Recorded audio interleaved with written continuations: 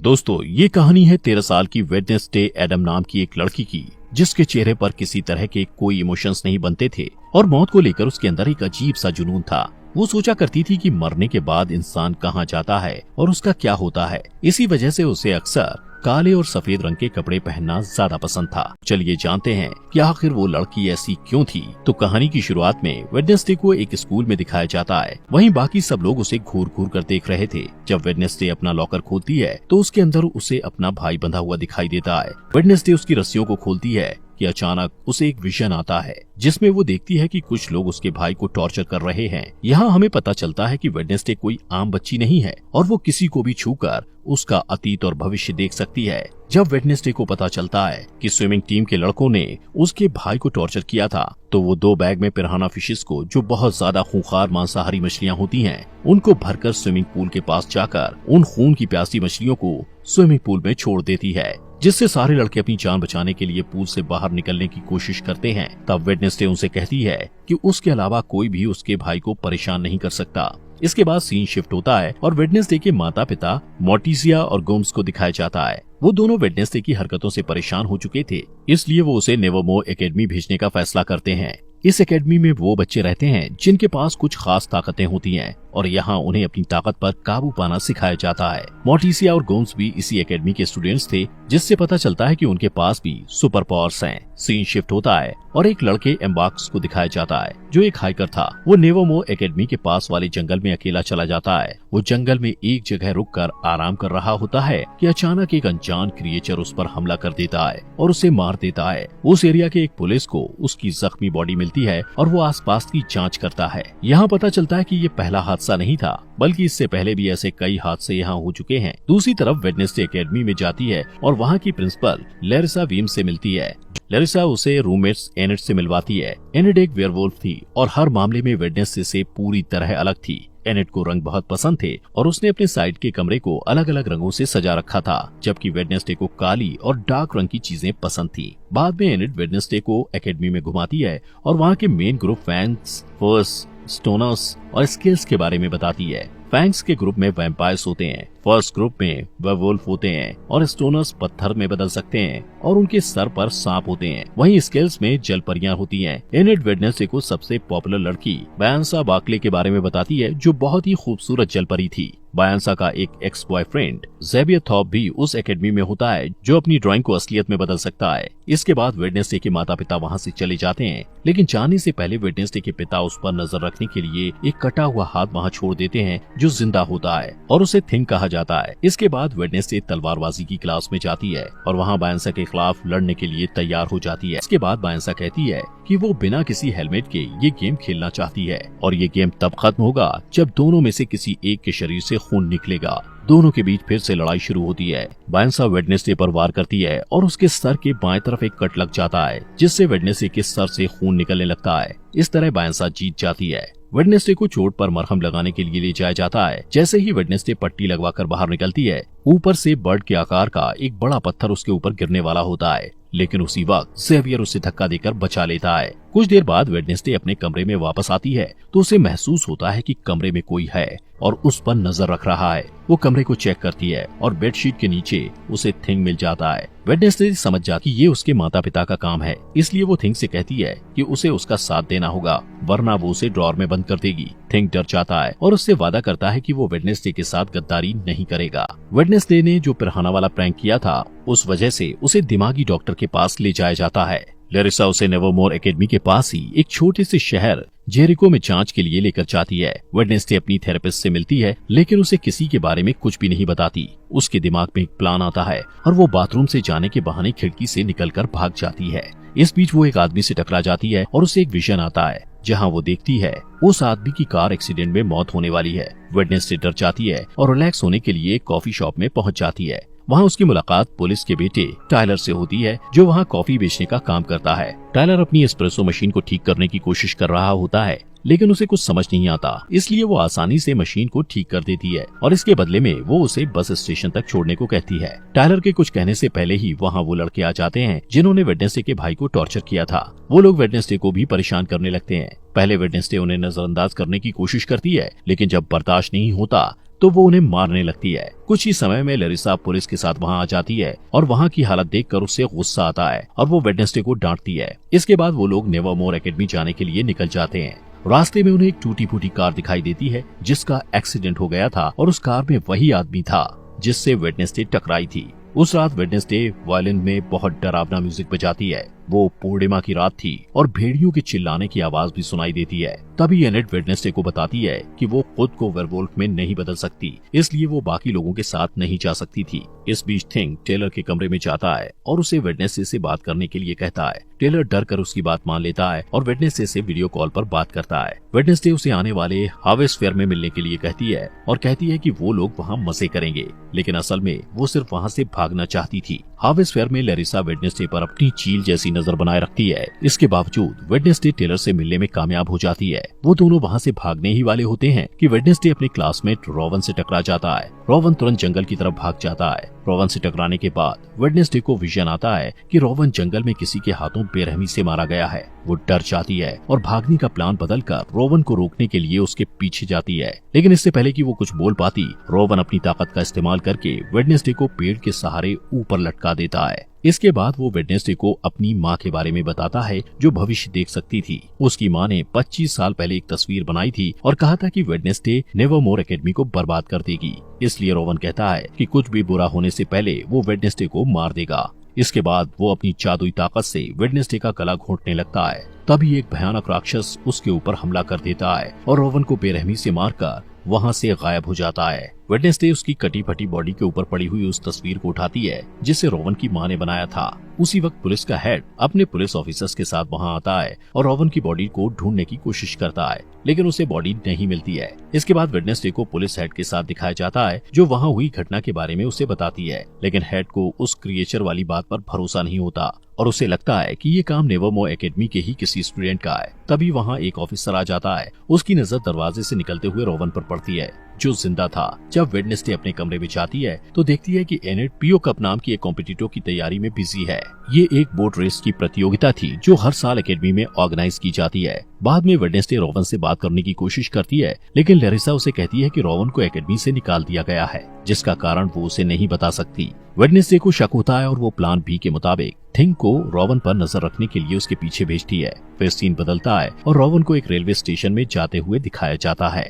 Thing उसका पीछा करता है। रोवन आसपास का माहौल चेक करने के बाद वॉशरूम में चला जाता है, जहां वो अपना रूप बदलकर एक बूढ़ा आदमी बन जाता है, लेकिन थिंग रास्ता भटक जाता है, इसलिए वो रोवन को अपना रूप बदलते हुए देख नहीं पाता। इसके बाद वो बूढ़ा आदमी लैरिसा का रूप ले लेता है। यहाँ पता चलता है कि लैरिसा ही अपना रूप बदलकर रोवन की मौत को छुपाने की कोशिश कर रही थी। वेडनेसडे के पास और कोई रास्ता नहीं होता, इसलिए वो रोवन की मौत का सुराग ढूंढने के लिए जंगल में जाती है, जहाँ उसे टेलर मिलता है जो अपने बाप का पीछा करते हुए वहाँ आया था। थोड़ी देर बाद वेडनेसडे को रोवन का चश्मा मिलता है। वो उसे उठाती है और उसे विजन आते हैं जिसमें वो देखती है कि रोवन के पास नीले रंग की एक किताब थी जहाँ से उसे उसकी माँ की बनाई हुई तस्वीर मिली थी। इसके बाद वेडनेसडे तुरंत ही अपनी क्लास टीचर के पास जाती है और उससे किताब के बारे में पूछती है। उसकी टीचर बताती है कि वो किताब पुराने स्टूडेंट्स के समाज से जुड़ी हुई है जिसे नाइटशेड्स कहा जाता है, लेकिन उस समाज को बहुत पहले ही खत्म कर दिया गया है। फिर स्कूल से जाने के बाद वेडनेसडे रोवन के कमरे में किताब ढूंढने के लिए जाती है। रोवन के पलंग के नीचे उसे एक मुखौटा मिलता है। वो वहाँ से जाने ही वाली होती है कि तभी वहाँ रोवन का रूममेट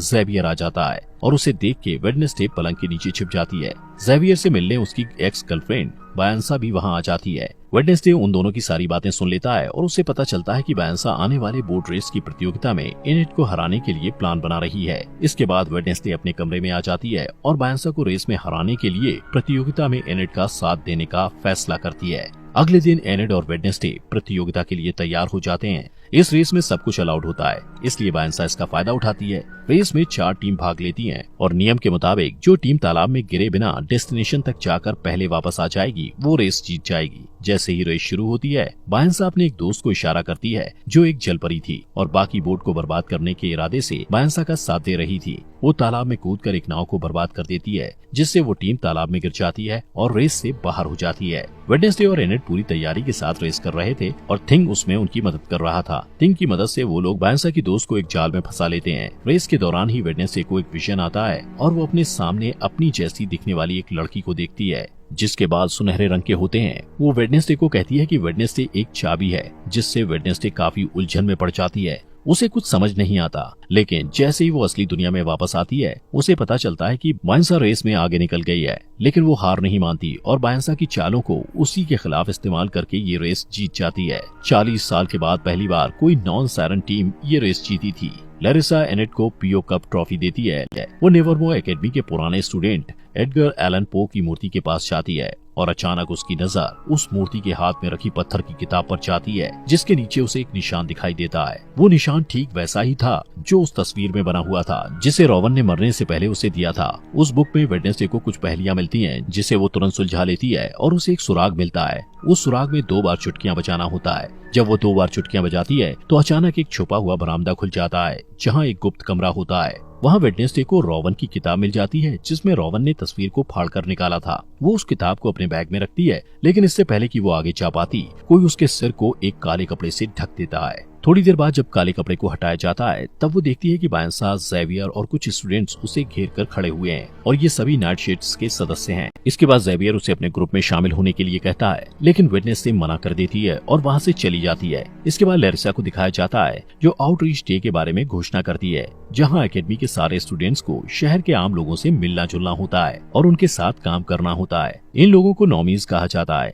जब वो लोग शहर पहुँचते हैं, तब वेडनेसडे ज़ेवियर को बताती है कि उसके रूममेट की मौत हो चुकी है, लेकिन उसे इस बात पर भरोसा नहीं होता है और वो कहता है कि रोवन की मौत नहीं हो सकती, उसे बस एकेडमी से निकाल दिया गया है। इसके बाद वेडनेसडे उसे वो तस्वीर दिखाती है जो रोवन की माँ ने बनाई थी। ज़ेवियर उस तस्वीर को करीब से देखता है और कहता है कि इस तस्वीर में जो आदमी है उसने जेरिको शहर को बसाया था और उसका नाम जोसेफ क्रैकस्टोन है। थोड़ी देर बाद वेडनेसडे पिलग्रिम वर्ल्ड में जाने का फैसला करती है। वहाँ वेडनेसडे यूगीन नाम के लड़के से मिलती है। वो दोनों बातें करने लगते हैं और आसपास की चीजों को देखते हैं। इसके बाद सारे स्टूडेंट्स वहाँ की केयरटेकर अर्लिन से मिलते हैं, जो उन्हें पिलग्रिम वर्ल्ड घुमाते हुए जोसेफ क्रैकस्टोन की कलाकृतियों के बारे में बताती है। वेडनेसडे को ये सारी बातें इंटरेस्टिंग लगती हैं और वो अर्लिन से उसके बारे में और जानना चाहती है। अर्लिन बताती है कि उनके पास जोसेफ क्रैकस्टोन के खेतों में इस्तेमाल किए जाने वाले औजार, खाने पीने के बर्तन और फैमिली रूम्स भी हैं। वेडनेसडे कहती है वो यहाँ काम करना चाहती है, लेकिन अर्लिन कहती है कि उसे रेनोवेट किया जा रहा है, इसलिए वो वहाँ काम नहीं कर सकती है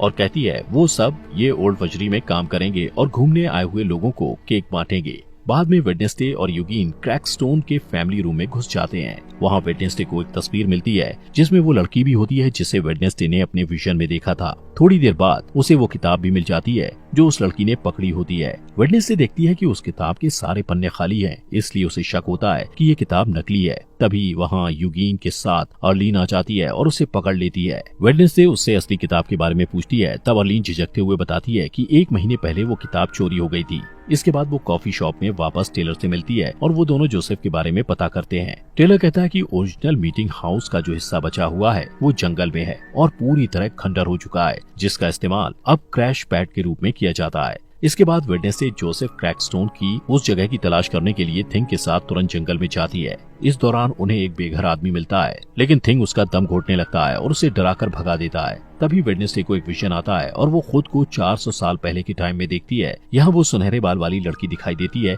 जिसे वेडनेसडे पहले भी अपने विजन में देख चुकी थी। उस लड़की को गांव वालों ने घेर रखा था और वो उसे शैतान की संतान कहकर पुकार रहे थे। तभी वहाँ जोसेफ क्रैकस्टोन आ जाता है और उस लड़की को गुडी एडम्स कहकर बुलाता है। वो कहता है कि गुडी एक डायन है और उसे भी उसकी माँ और दूसरे आरोपी के साथ उस खेत में मर जाना चाहिए। इसका जवाब देते हुए गुडी की है कि जोसेफ ने उसकी जमीन हड़पी है, बहुत से निर्दोष लोगों की जानें ली हैं और उनकी शांति छीनी है। जोसेफ को गुस्सा आता है और वो गुडी को थोड़ी देर तक घूरता है और फिर उस खेत में आग लगा देता है, तो वो एक गुप्त दरवाजे से निकलकर वहाँ से भाग जाती है। वेडनेसडे वहाँ छुपकर ये सब कुछ देख रही थी। गुडी जल्द ही वेडनेसडे के पास आती है और कहती है कि जोसेफ अपनी ये लड़ाई तब तक नहीं रोकेगा जब तक वो सबको मार नहीं देगा। इस खुलासे के बाद वेडनेसडे असली दुनिया में आ जाती है। वो थिंग को सब कुछ बताती है जो उसने अभी अभी देखा था। उनकी बात खत्म भी नहीं होती कि अचानक उन्हें वही भयानक राक्षस नजर आता है जिसने रोवन को मारा था। उसी वक्त बारिश होने लगती है। वेडनेसडे बारिश में भीगते हुए उसके पीछे भागती है, लेकिन वो बहुत आगे निकल जाता है।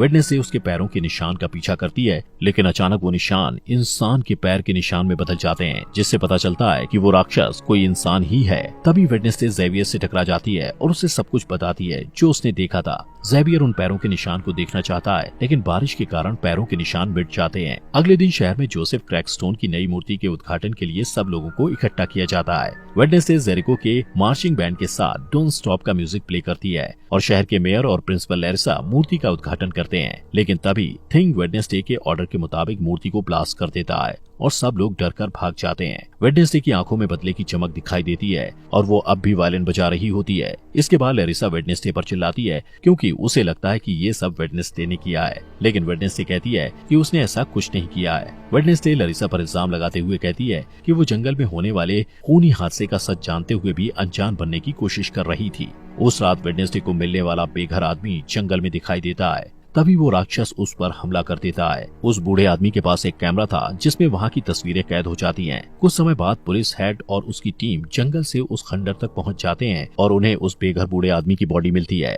उन्हें वो कैमरा भी मिलता है जिसमें हादसे के वक्त की फुटेज होती है जो असली गुनहगार को सामने ला सकता है। जब कैमरे की तस्वीरों को बड़ा करके देखा जाता है तब पुलिस हेड हत्यारे का चेहरा देखता है। वो एक राक्षस का चेहरा था जिसे देखकर ऐसा लगता था जैसे वो किसी के बुरे सपने से निकल कर आया हो। दोस्तों, अगर आपको इस सीरीज के नेक्स्ट एपिसोड चाहिए तो कमेंट बॉक्स में नेक्स्ट एपिसोड लिखें और ये सीरीज यहाँ तक अच्छी लगी हो तो लाइक करें, को सब्सक्राइब करना मत भूलना।